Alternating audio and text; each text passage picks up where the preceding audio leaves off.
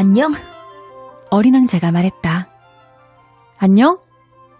철도원이 대답했다. 여기서 뭘 하고 있어? 어린 왕자가 물었다. 기차 손님들을 1000명씩 그룹으로 나누고 있단다. 그들을 태운 열차를 때로는 오른쪽으로, 때로는 왼쪽으로 보내는 거지. 철도원이 말했다. 그러는데 불이 환하게 켜진 급행열차가 천둥 소리를 내며 선로 조종실을 뒤흔들었다.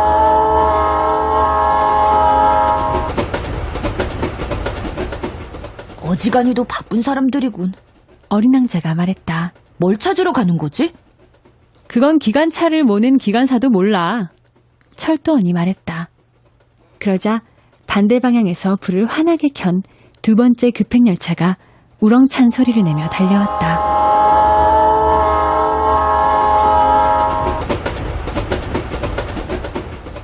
아까 그 사람들이 벌써 돌아오는 건가? 어린 왕자가 물었다. 아까 그 사람들이 아니야. 철도원이 말했다. 두 열차가 서로 교차하는 거야. 자기가 사는 곳이 마음에 들지 않나 보지? 자기가 사는 곳이 마음에 드는 법은 없어. 그러자 불을 환하게 켠 세 번째 급행열차가 우렁찬 소리를 내며 달려왔다. 이 사람들은 또 먼저 번 승객들을 쫓아가고 있는 거야? 어린 왕자가 물었다. 쫓아가긴 뭘 쫓아가. 저 안에서 잠을 자거나 아니면 하품이나 하고 있는 거지. 오직 아이들만이 유리창에 코를 바짝 대고 있을 뿐이야. 아이들만이 자기가 무얼 찾고 있는지 알아. 어린 왕자가 말했다. 아이들은 허름한 헝겊인형 하나 때문에도 많은 시간을 보내지. 그러다 보면 그 인형이 아주 중요한 게 되는 거야. 누가 그걸 뺏기라도 하면 울어대잖아. 아이들은 운이 좋구나. 철도원이 말했다.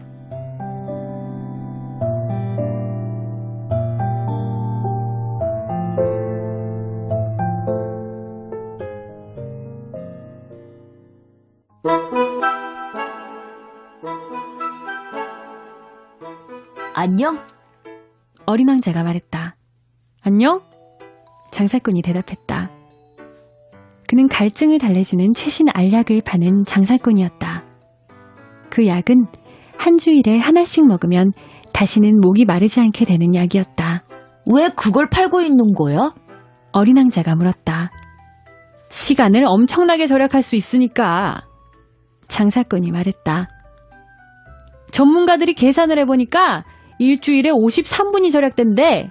그 53분을 가지고는 뭘 하는데? 하고 싶은 걸 하지 뭐.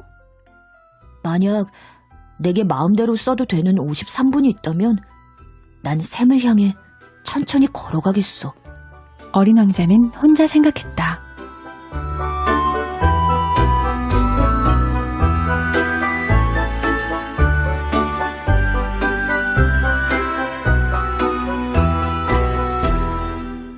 사막에서 비행기가 고장을 일으킨 지 8일째 되는 날이었다. 나는 아껴두었던 물에 마지막 남은 한 방울을 마시면서 그 장사꾼에 관한 이야기를 다 들었다. 아, 네가 겪은 일들 이야기는 정말 재미있구나. 나는 어린 왕자에게 말했다. 그런데 난 아직 비행기를 고치지 못했고 이제는 마실 물조차 떨어졌어. 나도 무슨 샘을 향해서 천천히 걸어갈 수 있었으면 정말 좋겠다. 내 친구 여우는... 얘야, 여우 얘기를 하고 있을 때가 아니야. 왜? 목이 말라 죽을 지경이니까. 어린 왕자는 내 말을 이해할 수 없다는 듯 대답했다. 죽을 지경이라 해도 친구가 있었다는 건 좋은 일이야. 난 여우 친구가 있었다는 게 기뻐. 이해는 상황이 얼마나 위급한지 도무지 짐작을 못하는군. 나는 생각했다. 도무지 배도 안 고프고 목도 마르지 않은 모양이네. 그저 햇빛만 좀 있으면 족한가 봐. 그러나 어린 왕자는 나를 쳐다보더니 내 마음을 헤아린다는 듯 대답했다. 나도 목이 말라. 우리 우물을 찾으러 가. 나는 피곤하다는 몸짓을 해보였다. 넓고 넓은 사막 한가운데서 무턱대고 우물을 찾아 나선다는 것은 당치도 않은 짓이었던 것이다. 그런데도 우리는 걷기 시작했다.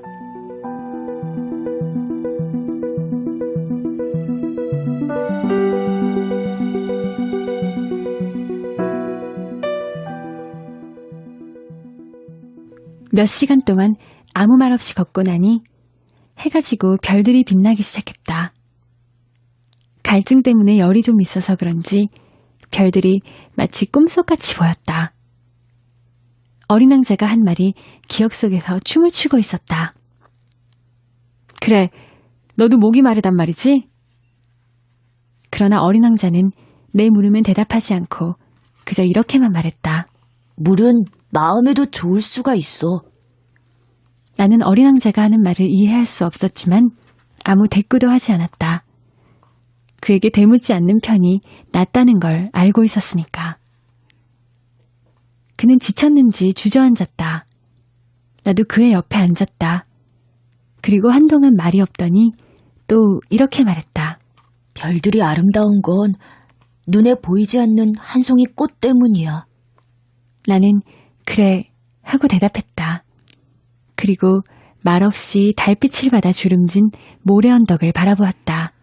사막은 아름다워. 어린 왕자가 말을 이었다. 정말 그랬다. 나는 언제나 사막을 좋아했다. 모래 언덕에 앉아있으면 아무것도 보이지 않고 아무 소리도 들리지 않는다. 그리고 무엇인가 침묵 속에서 빛을 발한다. 사막이 아름다운 건 어딘가에 샘을 감추고 있기 때문이야. 어린 왕자가 말했다. 나는 모래가 신비롭게 빛을 발하는 이유를 깨닫고 깜짝 놀랐다. 어렸을 적에 나는 아주 오래된 집에 살고 있었다. 그런데 전해오는 이야기에 의하면 그 집에는 보물이 감춰져 있다고 했다. 물론 아무도 그것을 발견하지 못했다. 아니, 어쩌면 아무도 찾으러 들지 않았는지도 모른다. 그러나 그 보물로 인해서 그 집 전체가 신비한 마법에 걸려 있는 것만 같았다. 우리 집은 그 깊숙한 곳에 어떤 비밀을 간직하고 있었으니까 말이다. 그래, 집이건 별이건 사막이건 그것을 아름답게 하는 건 눈에 보이지 않는 법이지. 내가 어린 왕자에게 말했다.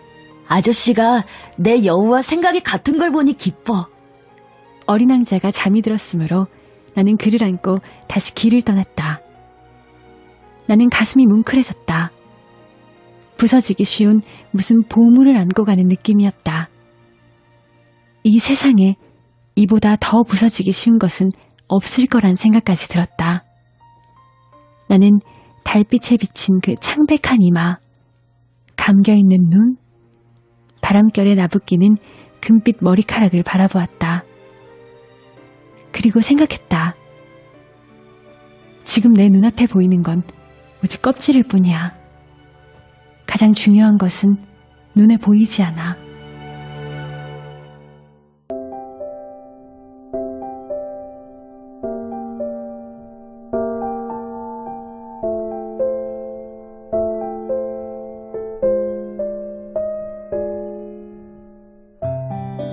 반쯤 벌리고 있는 그의 입술에 어렴풋한 미로가 어리어 있는 것을 보며 나는 또 생각했다.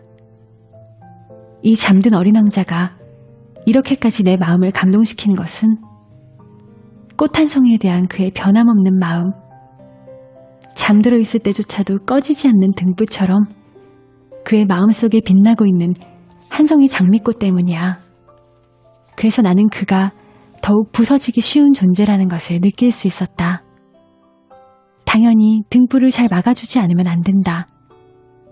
바람이 거세게 불면 꺼질 수도 있으니까. 그리하여 나는 그렇게 걸어가다가 해가 뜰 무렵에 우물을 발견했다.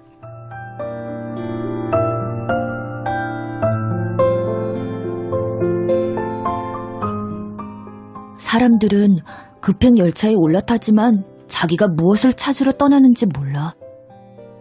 그래서 법석을 떨며 제자리에서 맴돌고 있는 거야. 어린 왕자가 말했다. 그리고 그는 다시 말을 이었다. 그럴 필요 없는데.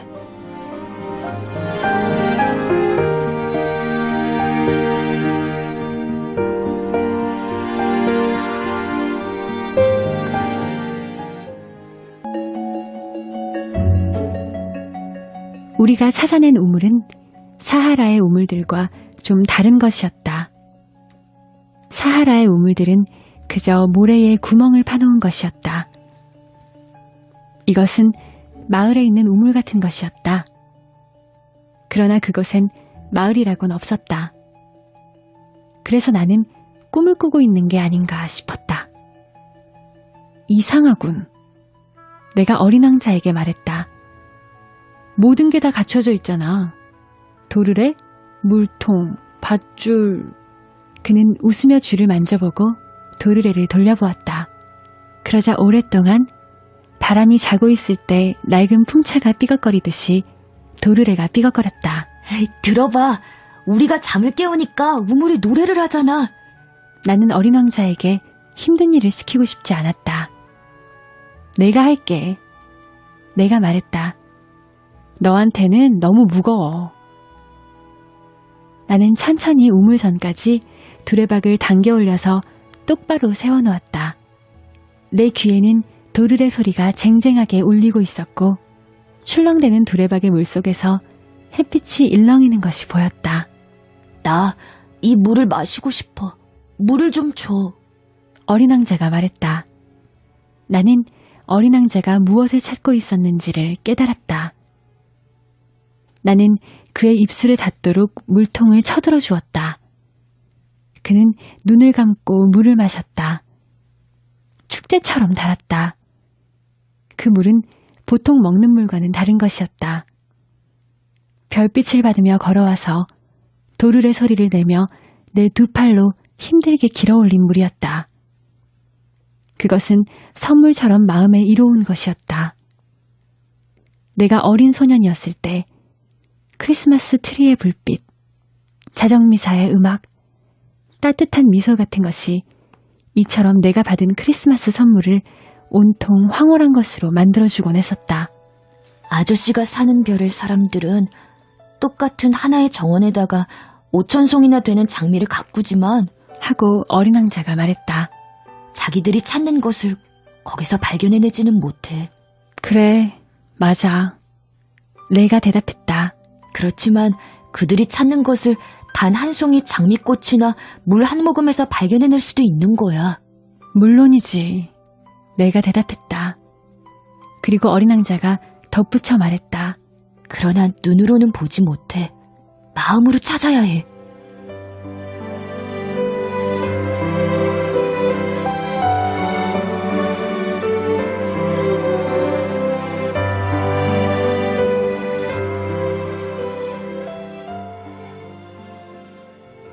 나도 물을 마셨더니 숨쉬기가 좋아졌다. 해가 뜰 무렵이면 모래가 꿀빛깔이 된다.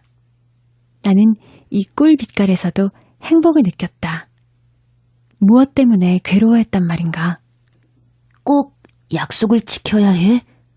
다시 내 옆에 와 앉은 어린 왕자가 살며시 이런 말을 했다. 무슨 약속? 있잖아. 내 양에 씌워줄 굴레 말이야.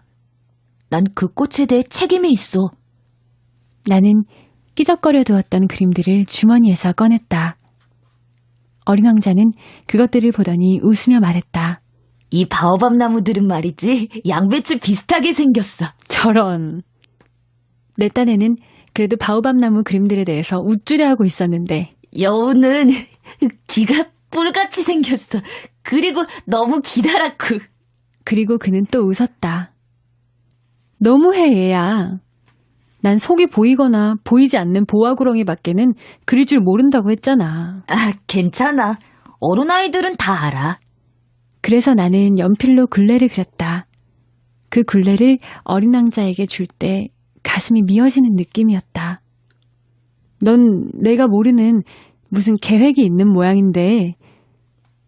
그러나 그는 내 말에는 대답하지 않았다. 그는 말했다. 내가 지구에 떨어진 지 내일이면 1년이야. 그리고 잠시 침묵을 지키고 있더니 다시 말했다.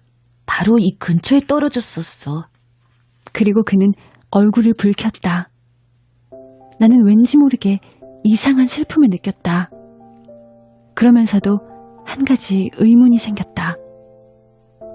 그럼 일주일 전 내가 너를 처음 알게 된 날 아침 사람 사는 고장에서 수만 리 떨어진 데서 네가 그렇게 혼자 걷고 있었던 건 우연이 아니구나. 그럼 넌 처음에 떨어진 곳으로 돌아가고 있는 길이었니? 어린 왕자는 다시 얼굴을 붉혔다. 나는 머뭇거리며 말을 이었다. 아마 1년이 되었기 때문에 그런 모양이지? 어린 왕자는 또다시 얼굴을 붉혔다. 그는 묻는 말에 대답하는 일이 없었다. 하지만 얼굴을 붉힌다는 것은 그렇다는 뜻이 아닌가. 난 두려워지는구나. 그러나 그는 이렇게 대답하는 것이었다. 아저씨는 이제 일을 해야지. 비행기 있는 대로 돌아가. 난 여기서 아저씨를 기다리고 있을게. 내일 저녁에 다시 와. 하지만 나는 안심이 되지 않았다. 여우 생각이 났다. 한 번 길들여지면 좀 울게 될지도 모른다.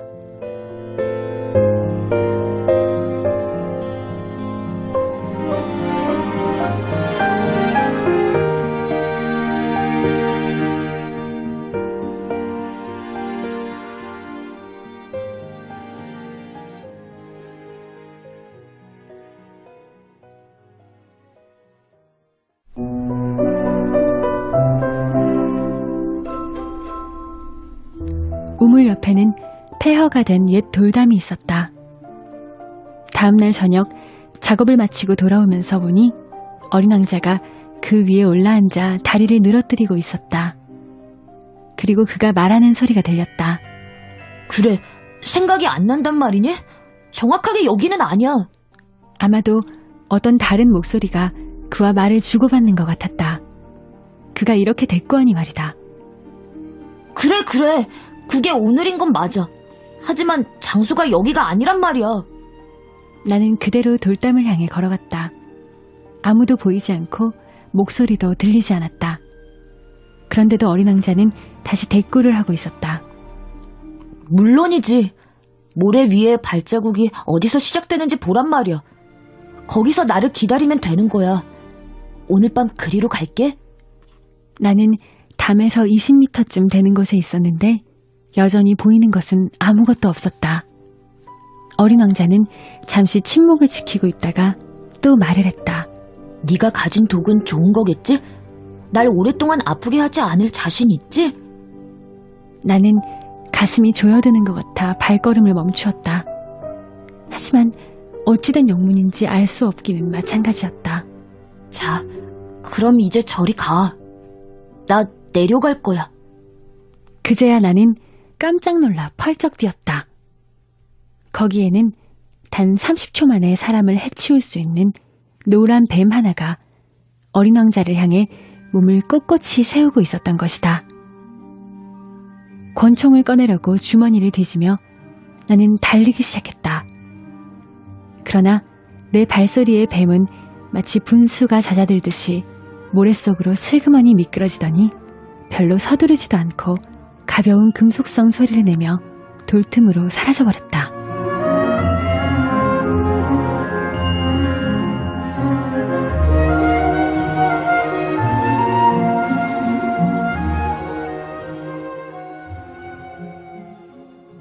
그 순간 나는 돌담 밑에 이르러 눈처럼 하얗게 질린 어린 왕자를 간신히 품에 받아 안을 수 있었다. 대체 이게 무슨 일이니? 이젠 뱀하고 이야기를 주고받고 있구나. 나는 그가 밤낮 목에 두르고 있는 금빛 목도리를 풀었다. 관자놀이를 물로 적셔준 다음 물을 마시겠다. 그러나 이제 더 이상 그에게 뭐라고 물어볼 엄두가 나지 않았다. 그는 나를 심각한 얼굴로 쳐다보더니 두 팔을 내 목에 감아 매달렸다. 카빈총에 맞아 죽어가는 새처럼 그의 가슴이 팔딱거리며 뛰는 것이 느껴졌다. 아저씨가 고장난 기계를 고치게 돼서 다행이야. 이제 집으로 돌아갈 수 있겠네. 그걸 어떻게 알지? 정말 뜻밖으로 수리에 성공했다는 것을 그에게 알리러 왔던 참이었다. 그는 내가 묻는 말에는 아무 대답도 하지 않고 말을 계속했다. 나도 오늘 집으로 돌아가. 그리고 쓸쓸한 표정으로 말했다. 그건 훨씬 더 멀고 훨씬 더 어려워. 필시 무슨 심상치 않은 일이 생겼다는 것을 느낄 수 있었다. 나는 그를 어린 아기 한듯이 꼭 껴안았다. 그렇지만 그는 깊은 심연 속으로 곧장 빠져들어가는 것만 같았고 내게는 그를 붙잡아줄 힘이 없었다. 그의 심각한 눈길은 먼 곳에만 팔려 있었다.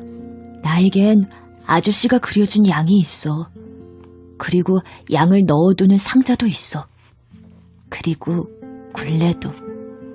그리고 그는 쓸쓸한 웃음을 지어 보였다.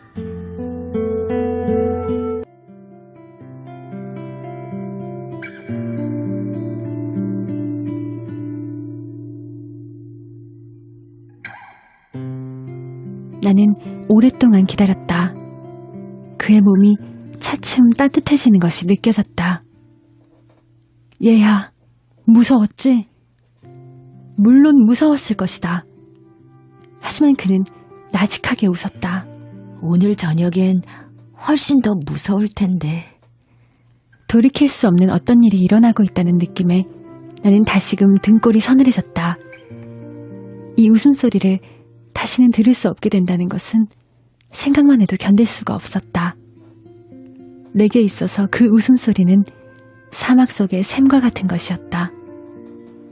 예, 난 네 웃음소리를 다시 듣고 싶어. 그러나 그는 나에게 말했다. 오늘 밤이면 1년이 돼. 내 별은 오늘 밤 내가 작년에 떨어졌던 자리 바로 위에 오게 돼. 예, 그 뱀이니 만날 약속이니 별이니 하는 이야기는 모두가 그냥 나쁜 꿈일 뿐이겠지. 그러나 그는 내가 묻는 말에는 대답하지 않았다. 그는 내게 말했다. 중요한 건 눈에 보이지 않는 거야. 물론이지. 꽃도 마찬가지야.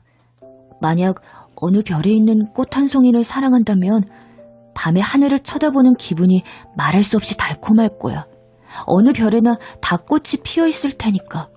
그럼 물도 마찬가지야. 아저씨가 내게 마시게 해준 물은 음악 같았어. 도르래와 밧줄 때문에 생각나지? 물맛이 정말 좋았지. 그럼 밤이 되거든 별들을 쳐다봐봐. 내 별은 너무 작아서 어디 있는지 가리켜 보일 수가 없어. 하지만 오히려 잘 됐어.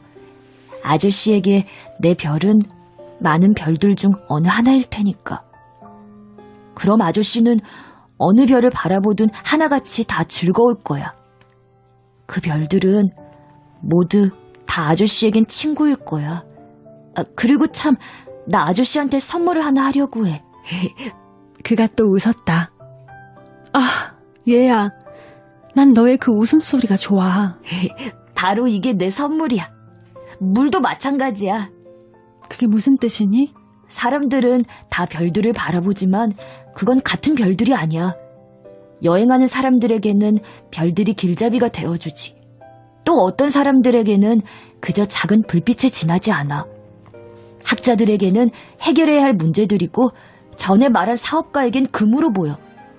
하지만 저 모든 별들은 말이 없어. 아저씨는 어느 누구도 갖지 못한 별들을 갖게 될 거야. 그게 무슨 뜻이니? 아저씨가 밤에 하늘을 바라볼 때면 내가 그 별들 중 하나에 살고 있을 테니까. 내가 그 별들 중 하나에서 웃고 있을 테니까. 아저씨에겐 모든 별들이 다 웃고 있는 것처럼 보일 거야. 그러니까 아저씨는 웃을 줄 아는 별들을 갖게 되는 거야. 그는 또 웃었다. 그리고 슬픔이 가시고 나면 아저씨는 나를 알게 된 것을 기뻐하게 될 거야. 아저씨는 언제까지나 나하고 친구로 있을 거고 나와 함께 웃고 싶어질 거야. 그리고 가끔 그냥 괜히 창문을 열겠지. 아저씨가 하늘을 쳐다보고 웃는 걸 보면 친구들이 아주 이상히 여길 테지? 그러면 이렇게 말해줘. 그래, 난 별들을 보며 언제나 웃음이 나와. 그러면 그들은 아저씨가 미쳤다고 생각하겠지? 난 아저씨를 된통 골탕 먹인 셈이 되겠네. 그리고 그는 또 웃었다. 그렇게 되면 나는 마치 별이 아니라 웃을 줄 아는 조그만 방울들을 아저씨한테 잔뜩 준 것이나 마찬가지가 될 거야. 그리고 그는 또 웃었다.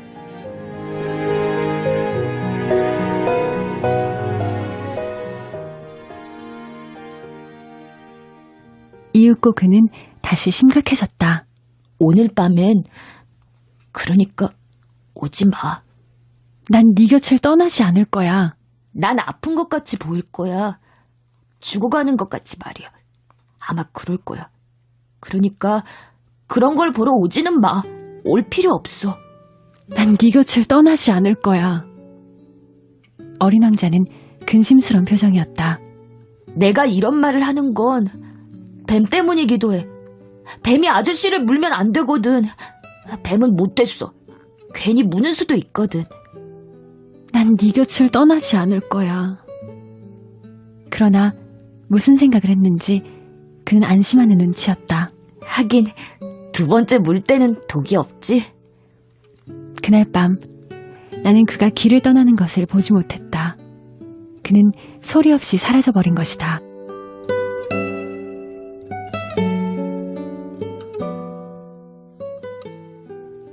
내가 그를 뒤쫓아 가보았더니 그는 작정한 듯 빠른 걸음으로 걸어가고 있었다. 그는 그저 이렇게 말할 뿐이었다.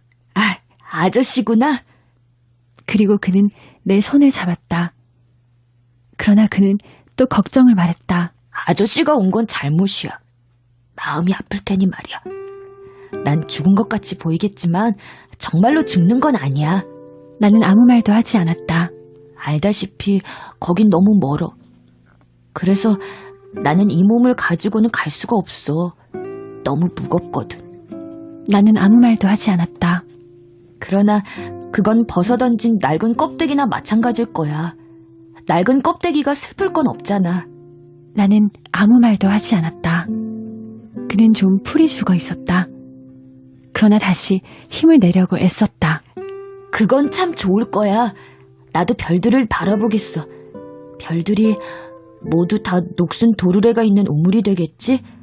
별들이 모두 다 마실 물을 부어줄 거야. 나는 아무 말도 하지 않았다. 정말 재밌을 거야. 아저씨는 5억 개나 되는 방울을 갖게 되고 난 5억 개나 되는 우물을 갖게 될 테니까. 그리고 그 역시 아무 말도 하지 않았다. 울고 있었던 것이다.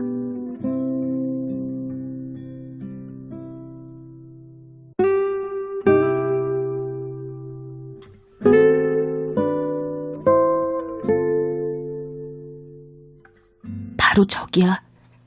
나 혼자 한 발짝만 걸어갈 테니 보고만 있어. 그렇게 말한 어린 왕자는 그 자리에 주저앉았다. 무서웠던 것이다. 그리고 그는 또 말했다. 아저씨, 내 꿈 말이야. 난 그 꽃에 대해 책임이 있어. 그런데 그 꽃이 너무나 연약해서 말이야. 그리고 또 너무 순진하고 겨우 보잘것없는 가시 4개를 가지고 세상과 맞서서 자기를 지켜나가야 하거든. 나는 더 이상 서 있을 수가 없어서 주저앉아 버렸다. 그가 말했다. 자, 이게 다야. 그는 또 잠시 망설이더니 다시 일어났다. 그러고는 한 발짝을 내디뎠다. 나는 꼼짝도 할 수가 없었다.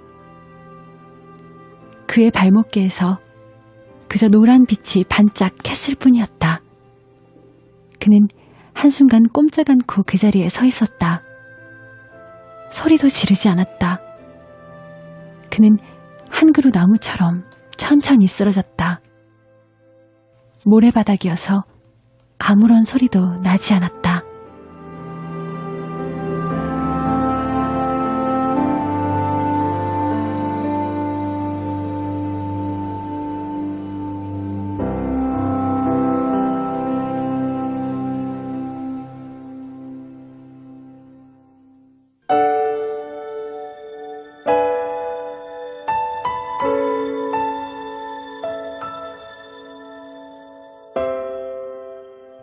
그러니까 지금은 벌써 6년이나 지난 일이 되었다.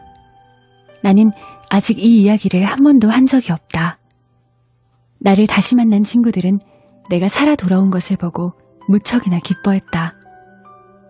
나는 슬펐지만 그들에게는 그저 피곤해서 그래 하고만 말했다.